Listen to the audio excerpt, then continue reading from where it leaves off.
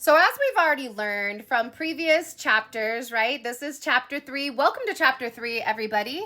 Now, as we've learned, Enoch is a unique figure. He's the 7th from Adam. 7 is a number that keeps appearing. Now, I know I keep reiterating this, but I want you to know how special Enoch is.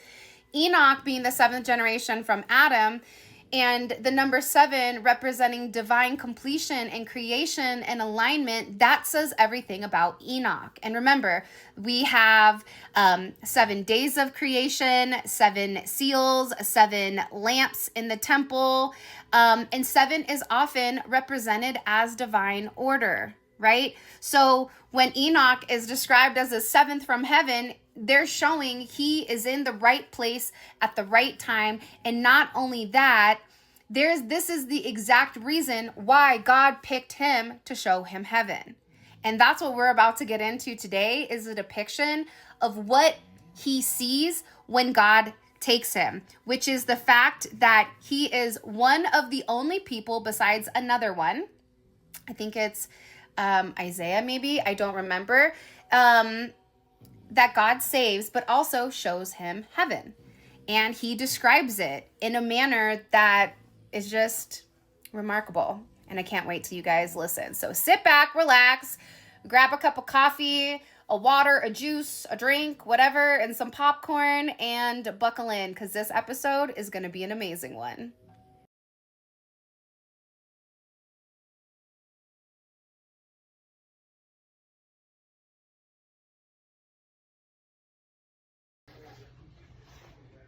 So in the ancient texts, it always described Enoch as the 7th generation from Adam. I feel like this is a repeat theme.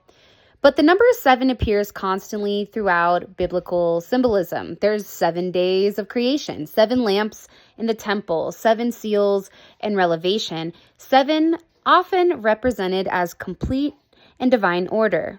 So when Enoch is described as the 7th from Adam, many scholars believe that that text is symbolizing who he is and what makes him perfect, which is the fact that he is the one person that can witness heaven and earth, and a figure so uniquely positioned to be able to receive this divine revelation.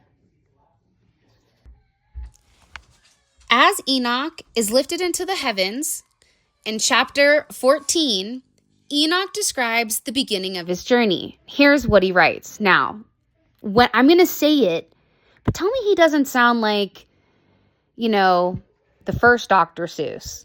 So I just want to give you that pretense before I read it, okay? And behold, clouds invite me, and a mist summons me. The course of the stars and the lightning hurried me, and the winds and the vision caused me to fly. So, 1, he's great at rhyming, but 2, this passage is filled with a lot of symbolic imagery, right? You have the clouds and the mist. This is often represents the boundaries between heaven and earth. So the clouds and the mist, this is him going from earth and ascending into the high heavens, right? But that's not the phrase that stands out, to me at least. It's the course of the stars and the lightning hurried me. So in ancient thought, stars were not just lights in the sky. They were governed seasons. They were governed calendars. They were governed sacred festivals, right? The heavens were seen as a cosmic system regulating time itself. So when Enoch says that the stars hurried him, he may be describing being carried through the cosmic structure that governs time on earth. So this is where I came to a point where, okay, so if the stars are some type of being that governs time, right? What does that mean? So what is time like in the divine realm? So time in the divine realm, right? This idea becomes more interesting when we consider how ancient text describes time in general, right? But for humans, time moves forward in a straight line. You have past, you have present, and you have future. But in biblical writings, sometimes it describes time existing completely different. In the second epistle of Peter, we read, "With the Lord, one day is like 1,000 years, and 1,000 years are like one day." So there's another one in the book of Psalms where it says, "1,000 years in your sight are like yesterday when it passes." These passages suggest that divine existence operates beyond human time, beyond past, present, and future. Because humans, we live inside time. But here's the thing. The divine realm, it seems like it exists outside of time itself. So if Enoch is traveling along the pathways of one of the stars, the very system that regulates earthly time, he may be stepping briefly into the perspective of how time itself flows at a more normal pace. Or he may be observing, right, above the normal flow of time itself. So this is a really fascinating concept about time in the divine realm versus time on earth. And I wanted to include that just for a bit of perspective. So 300 years walking with God may feel like 3 days to Enoch. We have no idea, which is kind of cool. Another thing that I found really, really interesting with Enoch was how he described the structure of heaven.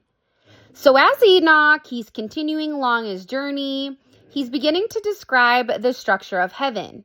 He sees mountains made of precious stone. He sees regions where fire flows like rivers.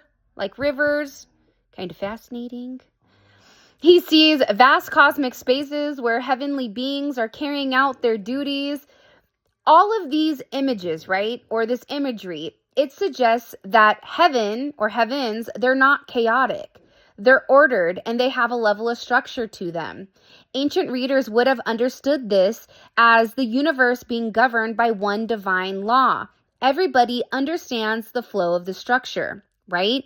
Which kind of takes me back to episode 2, where we're talking about the Tower of Babel, and in this Tower of Babel, right? And mind you, it took me a minute to remember that name. But remember, God got mad at them because they were trying to build a structure to get to heaven, because they were over there like, hey, you guys aren't the only ones that did get to go chill in heaven. We want to go over there too. And because you're not coming down to assist, we're going to go ahead and take matters into our own hands. And that's when God was like, hey, Kamate, sit down for a second, player. Okay. And then that's when he casted judgment upon everybody at that time. And remember, everybody spoke the same language. They had the same culture, and boom, everybody was separate, had separate cultures, different languages, and no one understood anybody. So essentially, this is where I go back and forth, because maybe that is something that could have backfired, right? Because think about it. All of these different cultures, all of these different languages, that doesn't sound like order or structure to me. I just want to throw that out there, right? Because we're talking about how even ancient writers would describe heaven as being extremely structured. Yet when the Tower of Babel hit, it's almost like whatever the structure everybody had, that completely dissipated. Because think about it. When he casted judgment, just like the humans became the watchers, and God said no. And I think that God took a lot of mercy, of course, on the humans more than, let's say, he did the angels or the watchers, but I guess that's neither here nor there. I'm just curious because the way that heaven is described in the passage, it feels like there is some type of mechanical flow, and you don't outstep your boundary. Now, whether that's God already set the tone, I don't know. I just feel like it was kind of fascinating concept to toggle back and forth with how controlled everything is in heaven versus here, where now everything was controlled with one language, one culture, and now it's completely separate. So let's talk about the house of God. So Enoch, he eventually approaches something extraordinary. In Enoch chapter 14, by the way, remember we started earlier talking about chapter 14, and I forgot to mention in numerology, 1 plus 4 is 5. So this chapter represents 5. It's breaking free, it's traveling, it's moving, it's doing something exhilarating, right? And in this, he's describing his ascension from earth to heaven. So there's something very special here, how that numerology is still embedded or coded with inside of the Bible, right? Or with inside of even the Book of Enoch. So let's get into this because it's really fascinating the way he describes things. So in Enoch chapter 14, he writes, I observed and saw inside a lofty throne. Its appearance was like crystal, and the wheels of it like the shining sun. Now, that phrase, a throne like crystal, that is probably typically going to be symbolizing purity and the fact that it's incorruptible. Kind of sounds like a crustable, peanut butter and jelly, but it's incorruptible. Okay? But still, here's what's even more interesting, because he says this and you're now thinking about, God's throne here. This big giant throne with these crystals and these wheels that are shining. Is he in a wheelchair? Is that what he was trying to say? Is God having back problems? Because if your throne has wheels on it, where are you going, buddy? Like, is this your chariot? Like, I have a lot of questions, but obviously I don't have those answers. So let's continue. Now, crystal imagery, or speaking of that, was also often used to describe something that had a lot of purity and just a level of divine brilliance. Like there was something very special. That's what you would think of when he said a throne like crystal. Right? Because it's like I'm thinking about it as I'm narrating this to you guys, because I don't know, I just love it. So then he says, the wheels of it like the shining sun. So this image is showing us, or appears in another powerful biblical vision, right? So he's describing the wheels. The wheels of it are shining like sun. So they're orange, they're yellow, they're bright, they're remarkable, whatever it is. But here's the thing, how he described the wheels is exactly how the prophet Ezekiel also described the heavenly wheels within wheels surrounding the divine presence. Because in Ezekiel's vision, the wheels symbolized movement, authority, and cosmic governance. So you're having multiple people here seeing the same image. So that's fascinating in its own right. I do want to take this moment to give Ezekiel a really strong introduction, because here's the thing. His visions are some of the most dramatic in the entire Bible. And even though this is about Enoch, I feel like this information pertaining to him really would intrigue you the way that it does intrigue me. So let's again talk about it really quick. As Ezekiel is describing the throne, he's talking about how it's surrounded by bright lights, this fiery power. It sounds so unique, like Enoch may be nuts. But then, like I said, centuries later, you have Ezekiel, another prophet, describing the exact same thing. So some information about Ezekiel is that he lived in the 6th century BCE. during a time when the people of Israel had to be taken into exile because of Babylon. So while living there, Ezekiel began receiving some of the most vivid visions recorded in the Bible. And you'll notice that in the book of Ezekiel, which I may dive into next, he describes seeing something extraordinary. Here's what he writes. I looked, and behold, a storm wind came out of the north, and a great cloud flashing fire. And in the midst of the fire was something glowing like metal. Then the vision becomes stronger. So Ezekiel describes seeing living creatures with radiant appearances and wings. And besides him, he sees the wheels within wheels. Like I said, it kind of sounds like he's talking about rims. Did somebody throw some D's on it? Like, what's going on here? Now, great wheels covered with eyes that move in every direction without turning. And above these wheels, he sees a throne. And he writes, above the expanse over the heads was something like a throne, in appearance like sapphire. Seated above the throne was a figure like that of a man. Okay, so Enoch's description and Ezekiel's description of what this throne looks like is explaining exactly what it is. This radiant light, this fire surrounding the throne, okay? Is that like a ring of fire? Is it like a moat? Because when I'm thinking about a ring of fire around this throne, then it almost feels like you're not coming through unless you're purified. But then he also talks about the heavenly beings, and now this mysterious wheel that's associated with the divine movement. So here's some things, because when you start to think about that, you're like, wait a minute, there has to be something else here. And here's some hidden details that most people miss.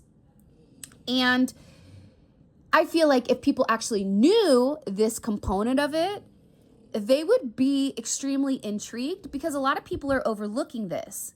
So in Ezekiel's vision, the throne is not fixed in one place. It moves.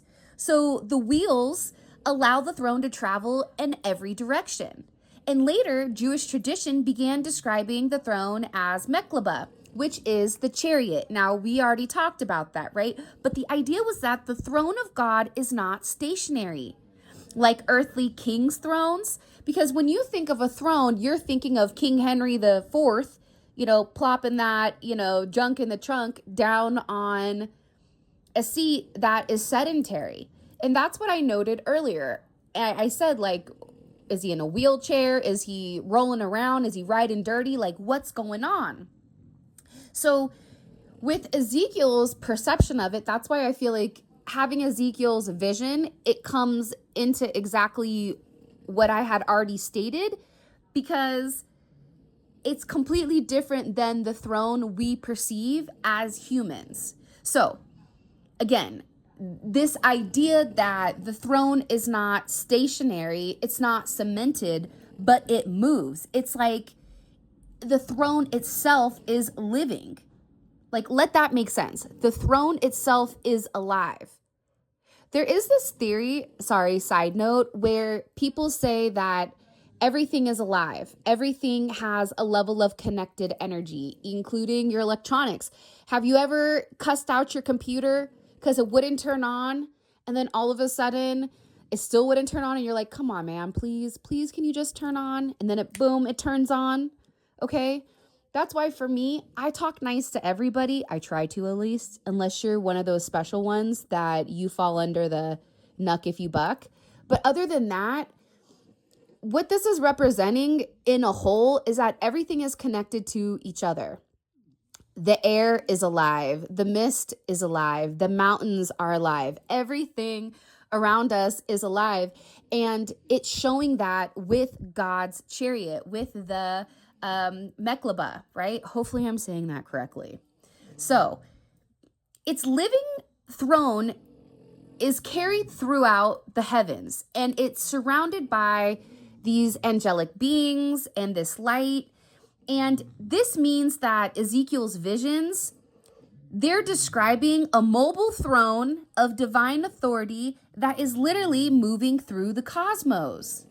And again, you may be sitting here asking yourself, okay, Whitney, besides the fact that Enoch and Ezekiel start with the letter E, and yeah, okay, they had visions, where is the connection? Like, why does this even matter to me?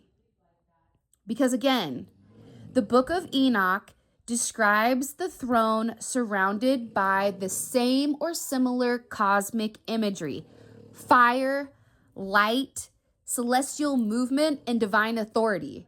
I feel like we're calling on Captain Planet. Fire, earth, wind, water.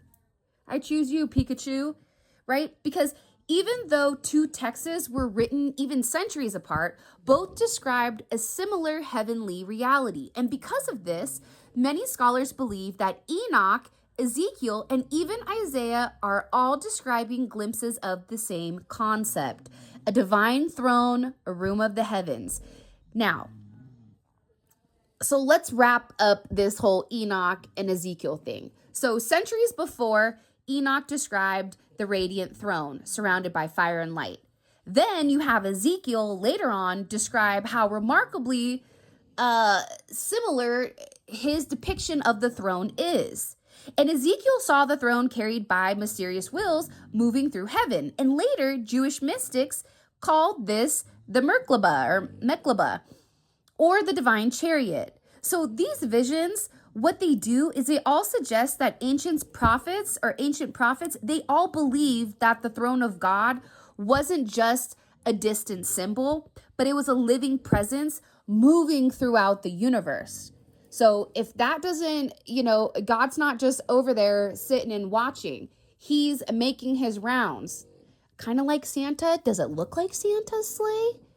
I mean, again, I have all these other questions because now that we're understanding the description of what God's throne looks like and the fact he can just pick up and roll at any point, it's throwing up more questions than I feel like I have answers for. So what do you think about the connection between Ezekiel and Enoch? If you were like me and thought, hey, a crystal throne, he's throwing some dubs on it. He has, these wheels that are spinning, that look like the sun. Oh no, he goes even further to describe the throne of God. He says, from beneath the throne came streams of flaming fire, and I could not look upon it. So fire in ancient scripture often represented, again, purity and divine power. So something so holy that corruption cannot exist in its presence. It just doesn't work that way. It weeds itself out. Like, that's what is so amazing, right? So he then describes it, right? That stream of fire flowing beneath the throne. That imagery communicates that the divine realm is a place where nothing corrupt can survive. Okay, right? That's like, here's a little bit of glitter and a princess pony just shot out of nowhere, okay? Look, now that I'm really in a place where I can be honest, God has this throne and it's attractive, right? It has sex appeal. It's made out of crystals and purity and no corruption. It has these rims that are bright like the sun. And then underneath it, you have fire. How do we not know that underneath it is hell? Nobody wanted to ask that question. Because for me, I'm sitting here thinking like fire, okay, it represented purity and divine order, but what happens if it could be like a double entendre, right? That's where God is ruling with an iron fist. That's when he's almost like, knuck if you buck. I'll go ahead and flip the switch and you can get the fire. And guess what? We're back to being pure because you've been extinguished. Because that's what I think about when I read from beneath the throne came streams of flaming fire and I could not look upon it. he couldn't look upon it because he already knew what that meant. That was God's way of saying, you see that muffler? Be careful, right? That's God's way of showing Enoch, you're here for a reason. However, if you get out of line, don't think you can't meet the same type of fate as others. That's why it's something so holy that corruption cannot exist in its presence. You want to know what makes people holy? Seeing that wheelchair, throne, I don't know, like, it's something where it's not just a throne. The fact it has wheels, this is significant. Okay? Very significant. Now, I feel like, again, people would say that maybe his vision was overwhelming because that's also something that the ancient writers would always emphasize when it came to Enoch. Like, why could he not look upon the throne? Why was that so important, right? But again, the presence of God was believed to be overwhelming for human beings. And in the book of Exodus, when Moses approaches God on Mount Sinai, the mountain is surrounded by fire, thunder, lightning, and thick clouds. The prophet Isaiah also describes seeing God seated upon a throne while heavenly beings surrounded it, and the temple shakes with divine glory. So these visions are all communicated in the same way, with the same message, that the divine realm is not simply beautiful, but it's powerful beyond human comprehension. Again, is it powerful because God's over there ruling with an iron fist? Like, people sometimes forget that in order for there to be a level of structure, there also has to be some type of order. And without order, you have no structure. So, again, as much as I feel that God took Enoch to show him because he was, a good person and all this, I also think he took Enoch to see what happened to those that disobeyed him and why Enoch was special to him. But I also think that probably was an overwhelming sight, because I also feel like there's things that Enoch saw that he didn't write about. Because think about that. Or he did write about it and somebody had already taken that passage or that component out. Think about a diary. There's things in a diary you don't care if somebody reads, but maybe there's those 1 or 2 days where you're like, yeah, don't want anybody to see that, and you rip it out and whatever. So there's more to this that I feel like isn't obviously being communicated. Now, the divine chariot tradition, later in Jewish mystical traditions, would reflect deeply on the vision of these. So they developed a concept known as the Merkabah mysticisms. So the Merkabah means chariot. Okay, so God's throne is a chariot. That makes sense. So when I pull up, you already know what time it is. And if God is sitting on top of a mountain and that mountain is shaking, that doesn't seem like, it seems like God is at peace because he's finally taking judgment upon those that disobeyed him. I think people are forgetting that. You know why God has a level of peace when he finally takes action to judgment? Because it's, I told you so. I told you not to do that. And now I don't have to worry about you not doing it because, well, it's judgment, right? So I don't know. I just was thinking about that as I was reading this. But okay, back to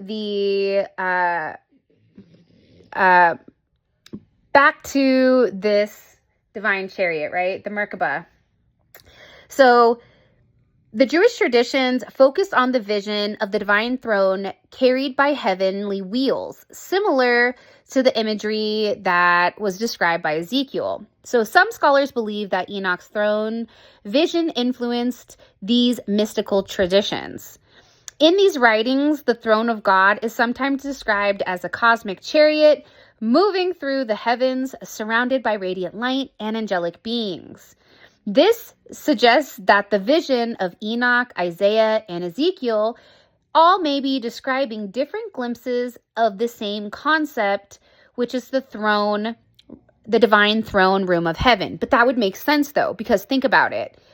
Ezekiel's perception is that he's watching God sit on a mountain while everybody else is beneath him. Ezekiel is being brought directly to heaven, which means God's throne is not sitting down there chilling with the humans, casting judgment. No. He is up in heaven. It's like he's in his house versus in an Airbnb. That's how I would process it, I suppose. So, again, they're all different perspectives, right? Ezekiel's is, it's right in front of me, and I can feel the heat to the point that I have no more eyebrows, so I'm going to go ahead and look down, right? And then Ezekiel's over there looking at it from a distance on a mountain. Two completely different perspectives, but still the main macro of the description of the chariot, the Merkabah, it's still the same. Which then shows that could be 100% accurate. Later in Enoch's journey, he begins to describe something about the movement of the sun. In Enoch chapter 72, he writes, "The sun rises from the portals of heaven and sets in the portals of heaven." So it rises in the portal of heaven and it sets in the portal of heaven. But then he describes 6 gates in the east and 6 gates in the west. So a lot of ancient observers noticed that the position of the sunrise shifts gradually along the horizon as the season changes. So the gates described by Enoch may represent seasonal movements. It shows that ancient scholars were carefully observing the sky and trying to understand the cycles of the cosmos. For example, why is the moon full and then why is it a crescent? Why are days shorter in the winter but longer in the summer? So there was something about the fact that they were obviously cognizant to know that watching the sky was very important because you could see when certain things shift.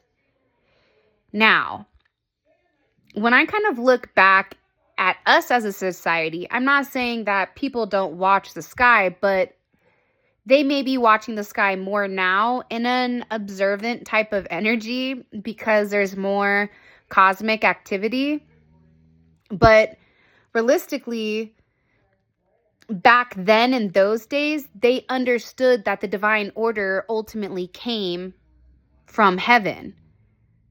So they paid very, very close attention to understand what they needed to do, where nowadays everybody is so focused on themselves. And we talked about this in another, I don't know if it was chapter 2 or chapter 1, but Enoch is describing the calendar, the solar calendar, the 364 days. This forms this perfect yearly structure. You have 72 weeks in a year. 5 plus 2 is 7. You have 7 days in each week. 7 times 52 is 364.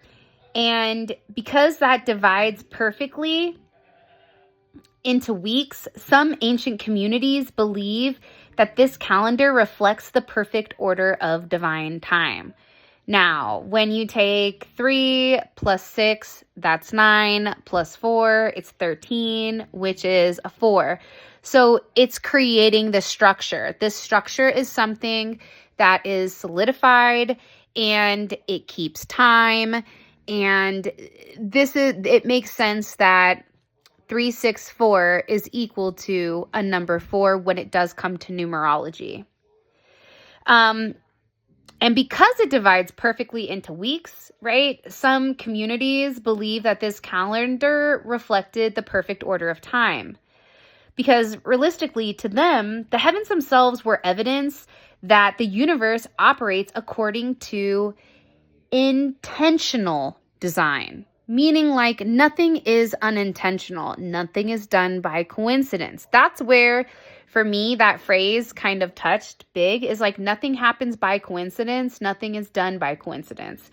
And that was Enoch's belief, just based on the calendar and his understanding of it. And again, Enoch is going to have a deeper understanding that we have of the cosmic order and of the intentional design, because he was the only one that God chose to go physically take him and show him. He's the only person that God saved, that God did not end. So, like the rest of them, right? So it's something about his purity and the way he sees things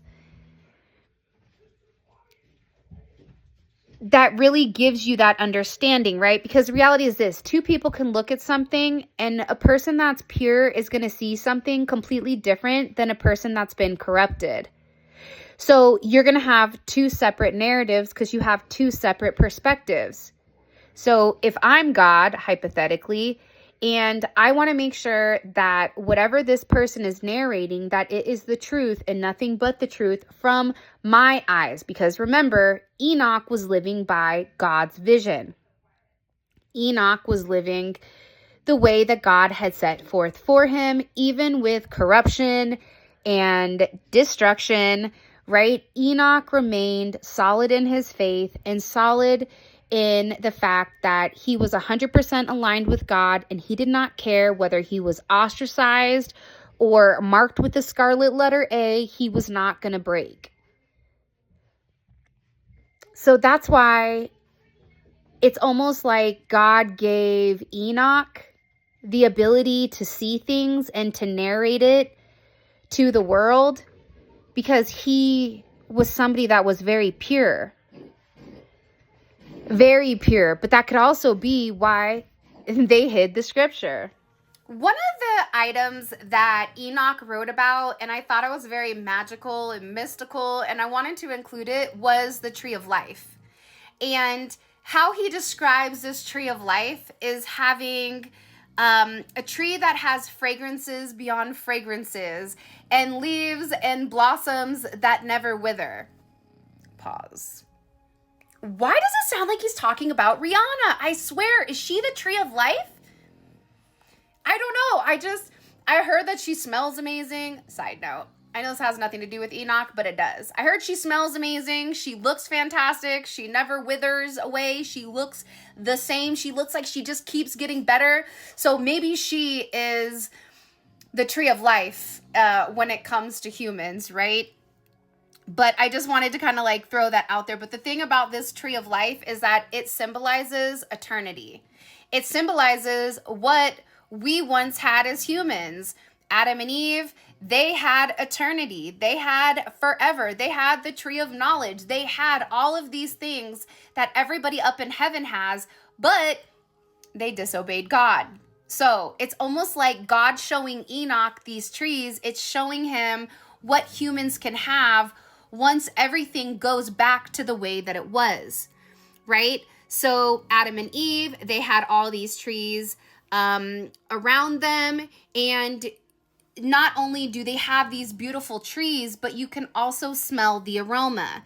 So the fact that that tree represents eternity, which is what us humans once had, again, it's showing Enoch that once humans go back to having a level of purity, and once we begin to be cleansed, then, you know, that is what's waiting for us, which I thought was really, really interesting. And I feel like, once again, we have to make a change. Hit it, Michael, right? Once again, we have to make a change with how we're doing things, how we're going about things every single day as humans. We're supposed to be thinking consciously about the other person in front of us, right? So Before, obviously, you guys know, before God came down and gave the judgment on Adam and Eve and everybody else, these trees were something that populated Earth. Kind of fascinating when you think about that. So after God has shown Enoch these miraculous things, he's shown him the tree of life, he's shown them his divine throne, he's shown him the cosmic order of heaven, the way that the sun sets, the way that it rises, the way that it falls, whatever it may be. There's something also extraordinary that happens again. The Bible says Enoch walked with God, and then he was no more because God took him. No death, no burial, no grave. And again, we're circling right back to episode 1 here. A mysterious disappearance. But the thing is, there's only 2 people in the Bible that this has happened to, and I didn't preference this the last time, but it's it's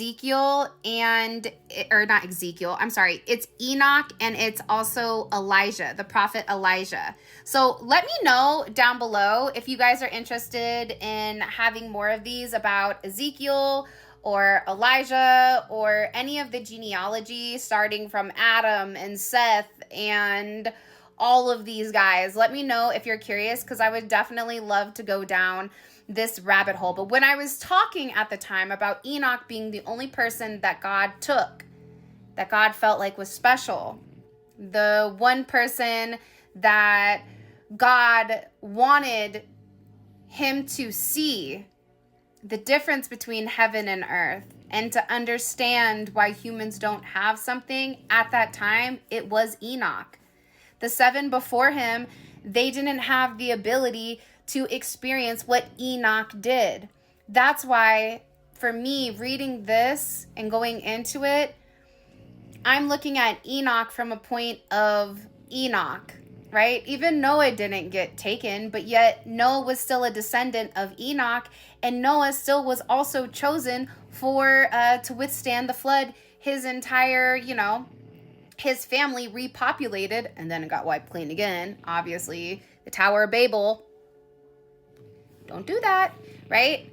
But my thing is, it's just so beautiful to see how special Enoch was. So when you're listening to this, and you're like, wait a minute, there was somebody else. My point is that during that period, Enoch was the only one of his generation before him. After him, that's a different story. There's only one other one. But before him, he was the only one. With that being said, we are at the ending of our chapter 3 in our Enoch series. But whether somebody interprets Enoch's visions literally, figuratively, or even symbolically, it's still very beautiful, because what it shows is that the universe itself, it's not random. Everything has its own structure, right? The stars, they have their own path. They have their own things that it follows throughout the system, and everything is ultimately embedded inside of the creation of man, creation of God itself. It's something very remarkable. It's something very beautiful. And Enoch's vision, even for a brief moment, it allowed somebody that is human to experience what it's like to be in heaven, what it's like to sit with God, right? Like, can you imagine if you were the one that was chosen? Ignore my shirt, okay? Maybe it's perfect for what's going on right now in the world, but I just want to say this. Also, according to later traditions, Enoch's story doesn't just end there, and there are some ancient writings that state that Enoch actually becomes Metatron. So I'm excited about that. So we're going to dive more so into Enoch. And oh my gosh, I love this guy. I love Enoch, and I hope that you guys are finding yourself in him as well. And realistically, the more that we deep dive into Enoch, And now that we know that he turns into Metatron later on, oh my gosh, can you imagine? So that's what we're going to talk about next episode. I hope you guys enjoy. Thank you for all of your love and support. It means the world to me. And until next time, I'll talk to you guys later. Oh, don't forget, put in the comments section below. We did 444. Let's do 777 if you guys have followed me all the way here. And yeah, I'll see you guys on the next one. Bye.